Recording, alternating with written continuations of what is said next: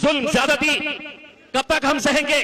आप सहिए, इम्तियाज जलील नहीं सहेगा, असदुद्दीन ओवैसी नहीं सहने वाला है।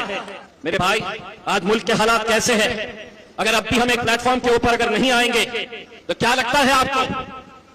मैं उस बुजुर्ग शख्स से इस प्लेटफॉर्म के जरिए पूछना चाहता हूं, और कितने जलील करना चाहते हैं हमें? मुसलमानों को हर रोज गालियां, हमारे मस्जिदों को निशाना, हर रोज मॉब लिंचिंग, कितने नौजवान आज जेलों में बंद हैं। क्या आपको वो आंकड़े पता है? चलिए मेरे साथ किसी दिन हिंदुस्तान की उन जेलों के अंदर जहां बेकसूर मुसलमान, कोई उसकी पैरवी करने वाला नहीं है, कोई उसके लिए लड़ने वाला, बोलने वाला नहीं है, और आप हैं जो कहते हैं कि कितनी भी कोशिश कर ले। अरे अल्हम्दुलिल्लाह, हम कोशिश करेंगे और इंशाल्लाह 14 तारीख के दिन आपको उसका नतीजा अल्लाह दिखाएगा। देखिए, मैं तो आपके पास एक मेहमान बन के आया हूं, आपका बेटा, आपका भाई, इस हैसियत से मैं आया हूं। 9 तारीख के दिन हम अपने अपने शहर चले जाएंगे, लेकिन हमारी ख्वाहिश यह है कि 76 सालों तक होता यह रहा है कि स्टेज सस्ता था किसी और के लिए, हम दरी बिछाने का काम करते, वो स्टेज के ऊपर बैठते, हम सामने कुर्सियां लगाकर उनके सामने बैठते।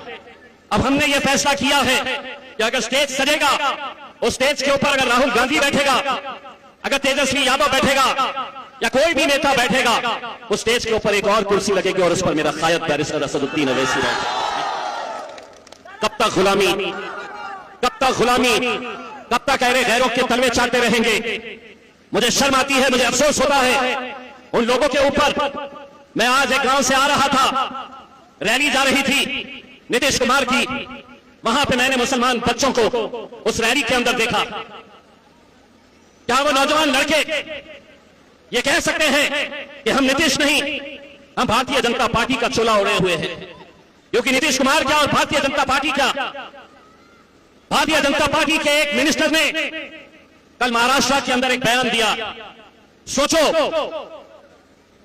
हरी टोपी, सफेद कुर्ता, नीला गमछा पहने हुए, जो मुझे देखकर बड़े गुस्से में आ गए थे, उनको भी कह रहा हूं। उस भाजपा के मंत्री ने कल एक बयान दिया है और कहा है कि अगर किसी को यहां पर कुरान पढ़ना है, कुरान, अगर कुरान पढ़ना है तो यहां नहीं, तुम्हें पाकिस्तान जाना होगा। आप खामोश है, आप सुन रहे हैं, आप उनकी तारीफ कर रहे हैं। इलेक्शन आया है तो पैसे आपके हाथ में आ जाएंगे।